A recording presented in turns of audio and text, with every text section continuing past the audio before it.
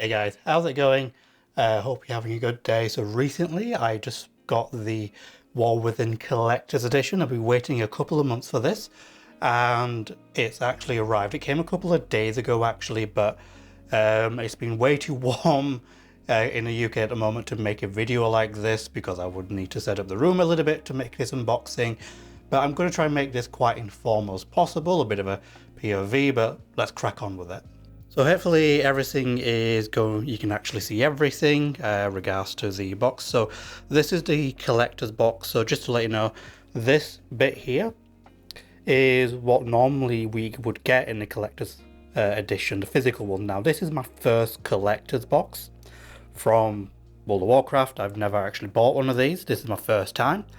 And I knew there was going to be a statue, which is what this is, and this is the first thing we'll look into. But I want to look around the box as it came out of the packaging, but I really did not expect the statue to be this big. This is a really big box. Just for a bit of context, guys, I'm going to see if I can line this up. Behind that is a 32-inch monitor. So to give that bit of context, so this is the top of the box as we get it. It's a really nice box. Normally I don't really keep hold of boxes, but this one I will do. They've taken some attention to detail. So to the side is also nice with the 20th anniversary, so I think this is why they went a bit special, other than the fact that World of Warcraft is actually doing quite well, deservedly so. They put in a lot of work. So that's the side. The other side is kind of just the same, but I noticed the artwork for this is only single-sided. And again, on this side we've got the War Within logo itself, which I believe will just be part of the actual the normal typical collector's box.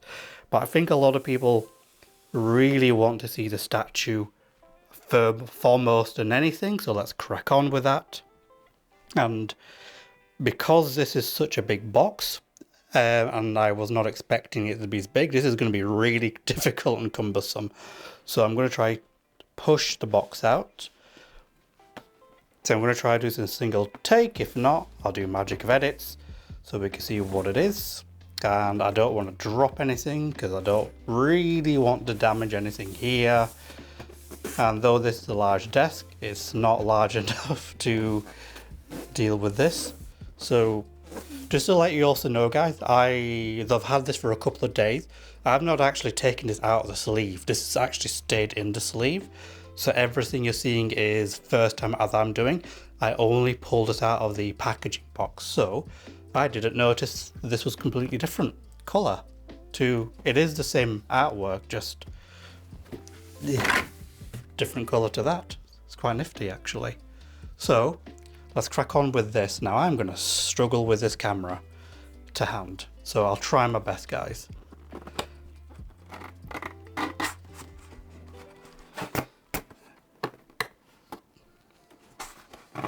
I really don't want to damage the box, so let's see if I need to go to the other hand.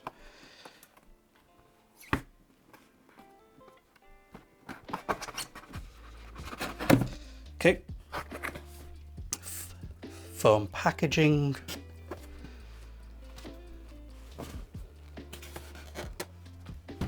And I'll do some B-roll of the statue as well once it's out, and I have a feeling I'm not going to do that really successfully. Give me a moment, guys.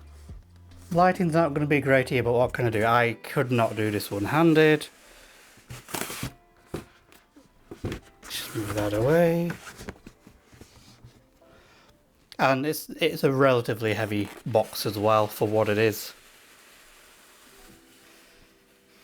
Oh, okay. It's sellotaped. Let me put this away so I actually have more space to work with.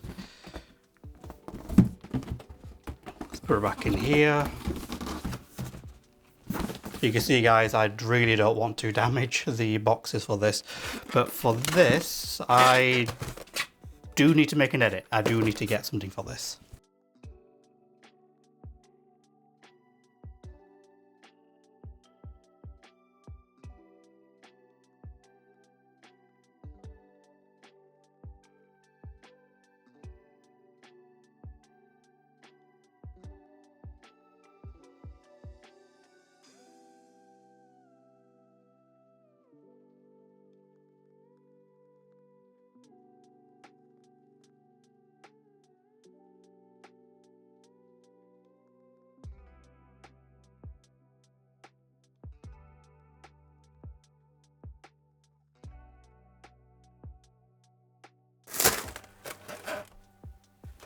Oh, okay. You guys are gonna see this.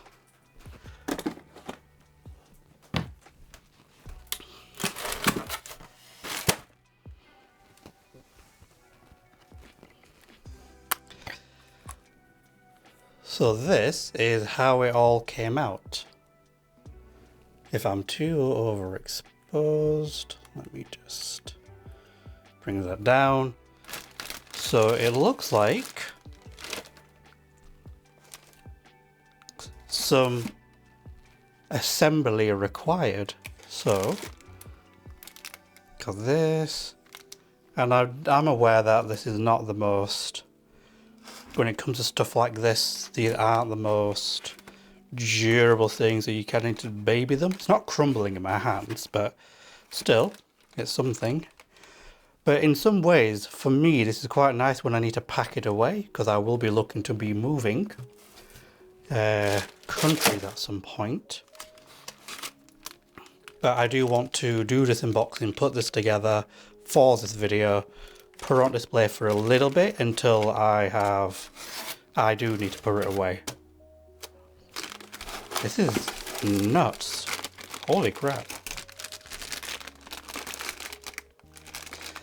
Honestly, it's quite impressive. Now, another thing, guys, I don't really own stuff like this either. I don't really have statues of collectibles at all. That's quite nifty. Again, I'll do an assembled B-roll of all of these so you can see it a little bit better. Now my issue is I'm already running out of space where to put this, and I want to be as careful as I can because there's other things in here as well. The wings, these look like the wings.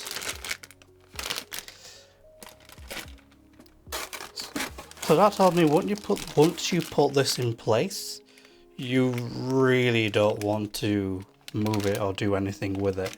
So I think from here I will try to assemble this. We'll see how. So let's crack on with that. I was not expecting to put this together, but I was kind of wondering, this seemed already quite big, so I would say let's just get all the stuff out of the plastic thingy-majigs. Hopefully you guys can see what I'm doing. Just a hammer right there.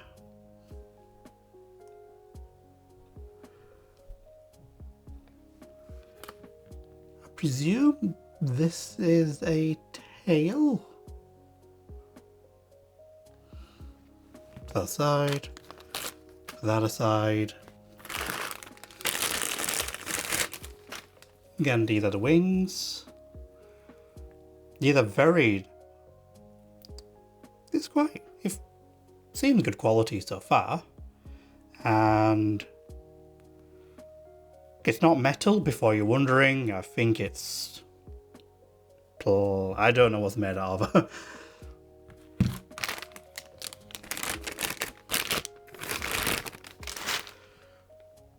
And the other wing.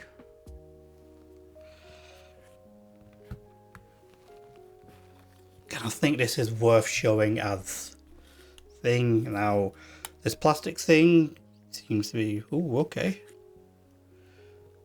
This bit definitely feels a bit soft. It does flex, so I think you do have to baby this. But that does look quite nice. Hopefully you guys can see that. Again, I will do an assembled B-roll to see in more detail. That's the bottom. So this is the base. Before I show you the bottom of it,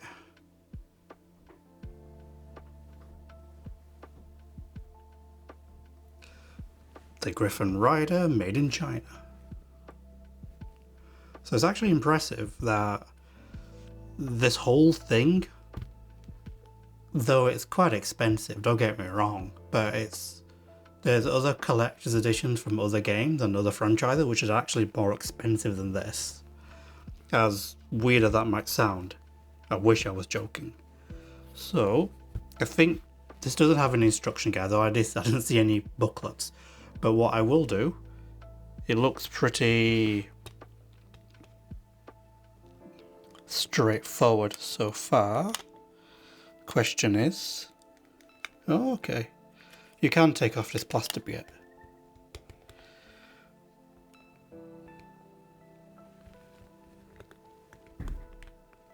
Does it go in at an angle, I wonder?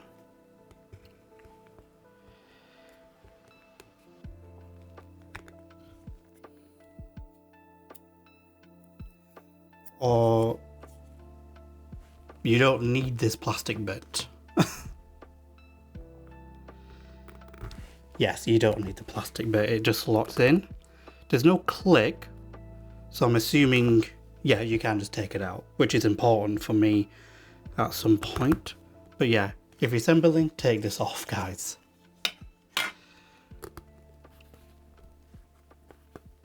So that's looking so far. Now, I'm a little bit worried about the wings, how they slot in. Rather how, well, fixed they will be.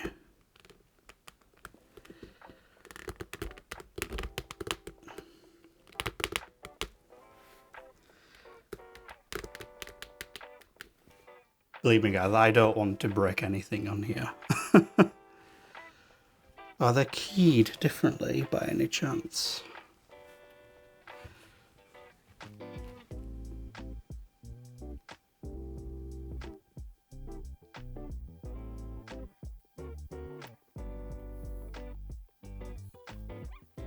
They are keyed actually, it is keyed. So this does actually go in this way. Let me put this on the arm, which goes in nicely. The tail, I presume it's the tail. Perhaps we do those first. There we go.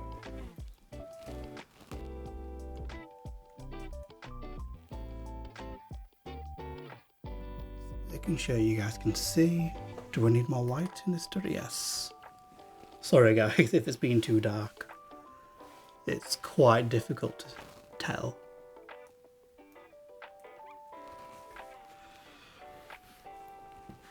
So next bit is this.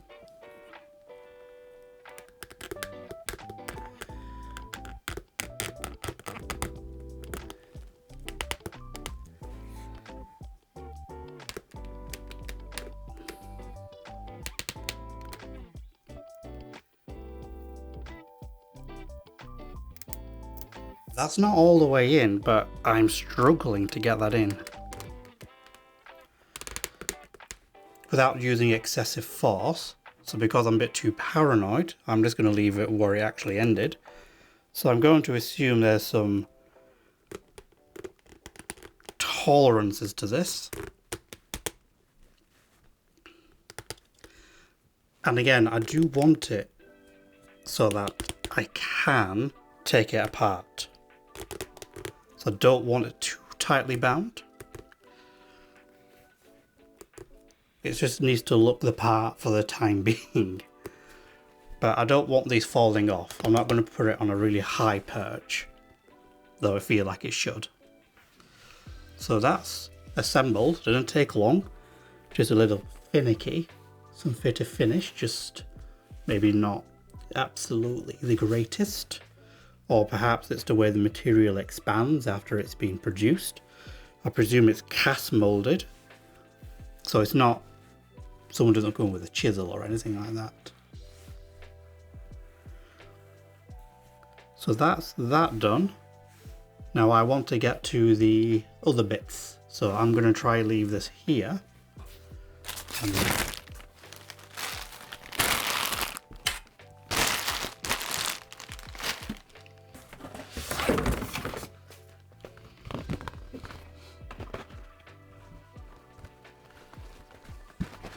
if you were wondering, there was some additional tidbits on the bottom of the box, which I never got to flip actually, so I just noticed that.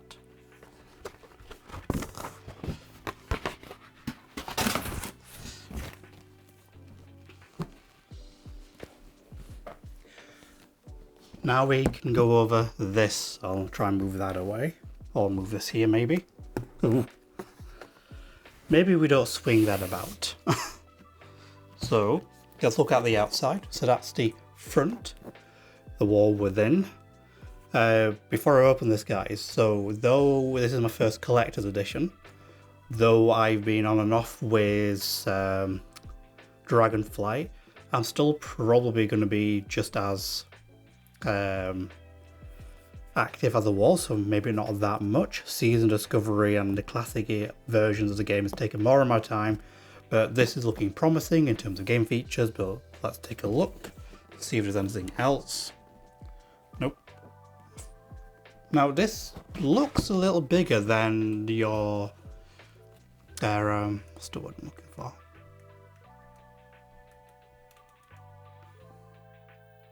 It's shining a lot there, so you can't really see it very, very well. I might still need that light.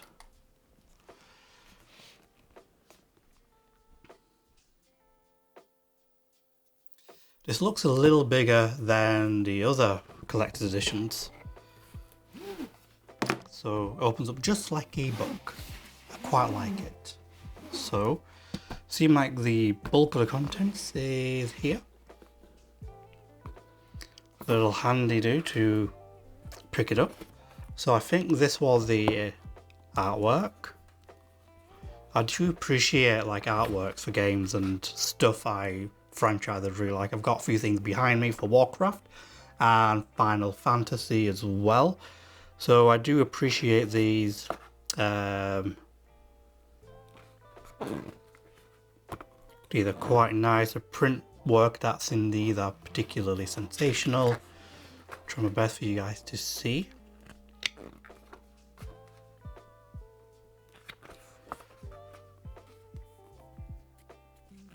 And I'm sure there's really nice lore in these written sections.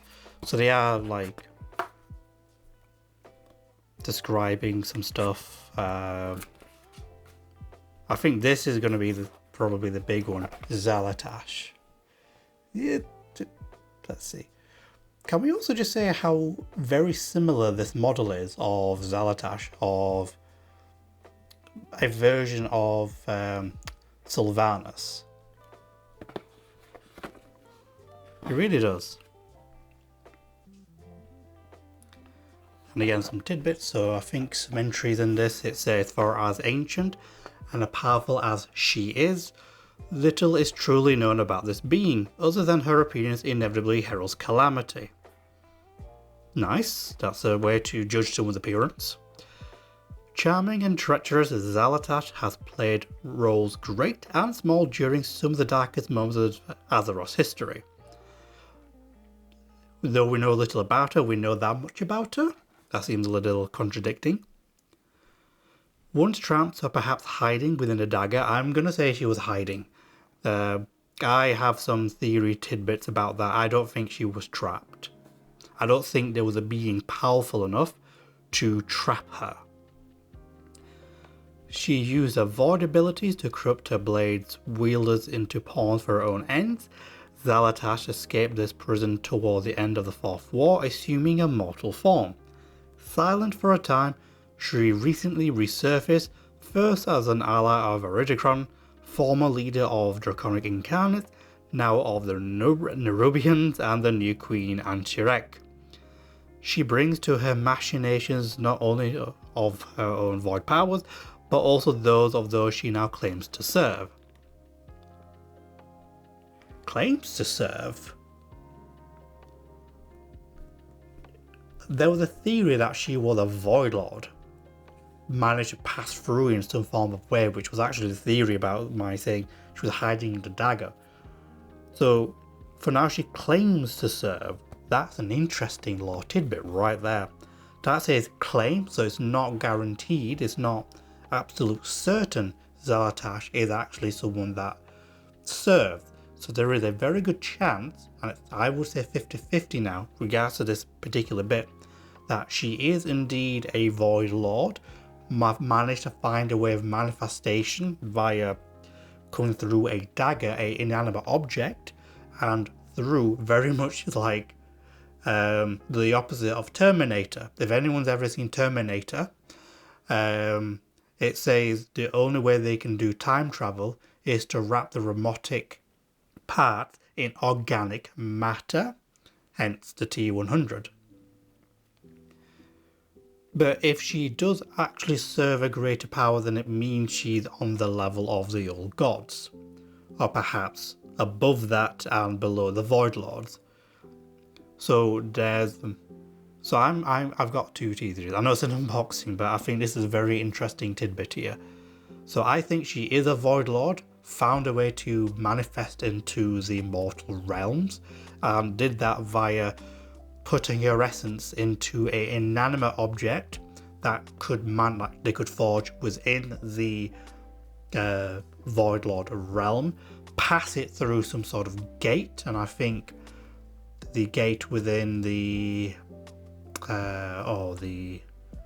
forgot the room. It's where we go to do the second raid, end raid boss in the second season, wherever that's called. I'll put some tidbits there. So gate like that, or she is potentially the true leader of the old gods instead of Y'Shaarj. I think it was so it's one of those two. She is a Void Lord, passed through, or she was the leader of the old gods that came into the mortal realm, not just Azeroth, mortal realm. So every old god in the mortal realm, she's the leader of.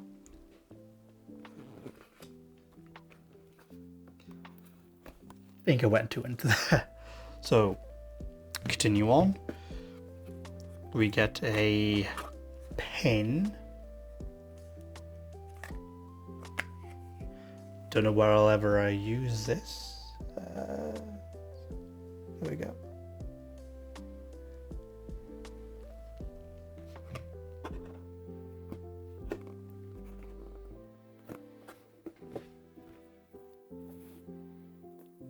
I feel like there should be more than that here.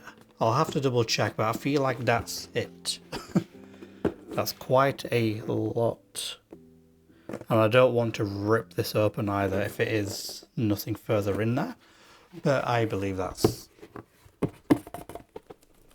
Nope, that's it. There's no secret thing in there. So I'll put this away. And yeah, quite happy with that. I do feel like, though it was still expensive and you get this statue with it, I still think they could have added like a music CD to this, because I really do appreciate that, because artwork visually is nice, but also music is still art. So I would have liked them to perhaps put in some sort of orchestral version or a high quality version of the music they do in the games. So that's the unboxing done, guys. Yeah, cheers for sticking around if you saw this far. I think most of you guys were only really interested in seeing that.